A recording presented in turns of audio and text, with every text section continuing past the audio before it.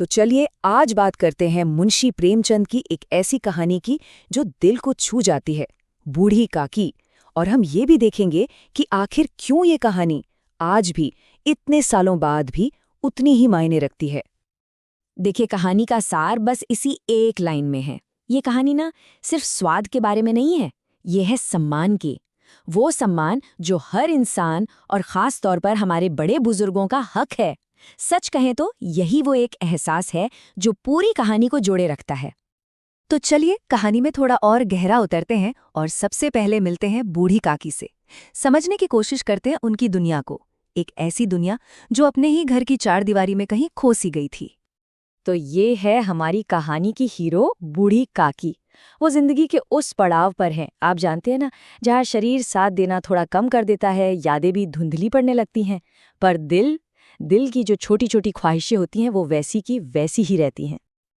कहते हैं ना, बुढ़ापा और बचपन एक जैसा होता है।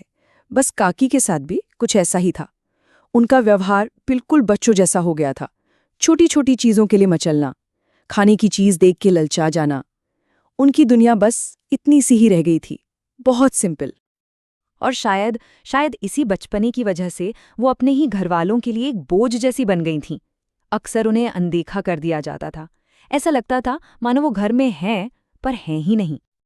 और पता है, उनकी सबसे बड़ी खुशी किस चीज में थी? सिर्फ कुछ गर्मा गर्म पूड़ियों में। है ना, कितनी छोटी सी, कितनी मामूली सी ख्वाहिश।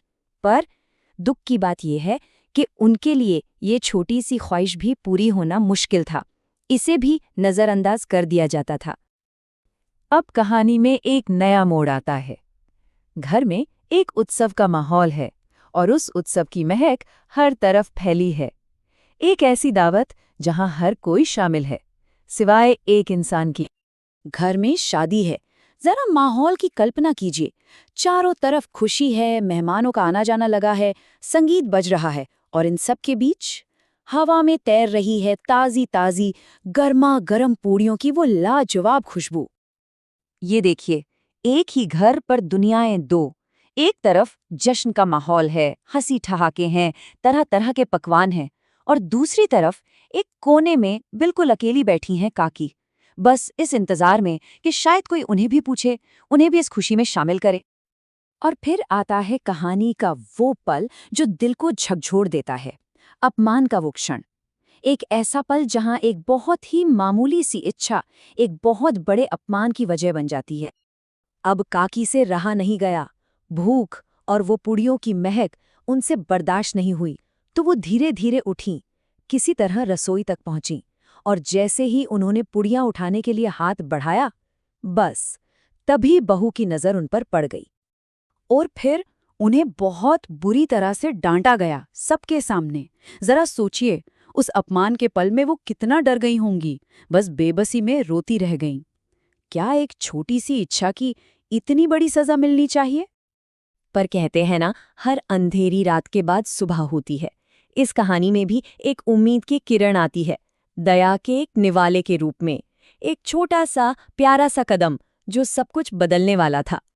वहां एक छोटी सी बच्ची थी, सुधा। वो ये सब कुछ देख रही थी, और काकी को इस तरह रोते देखकर ना उसका दिल भर आया। उसने वो तकलीफ महसूस की जिसे घर के बड़े बड़े लोग देखकर भी अनदेखा कर रहे थे।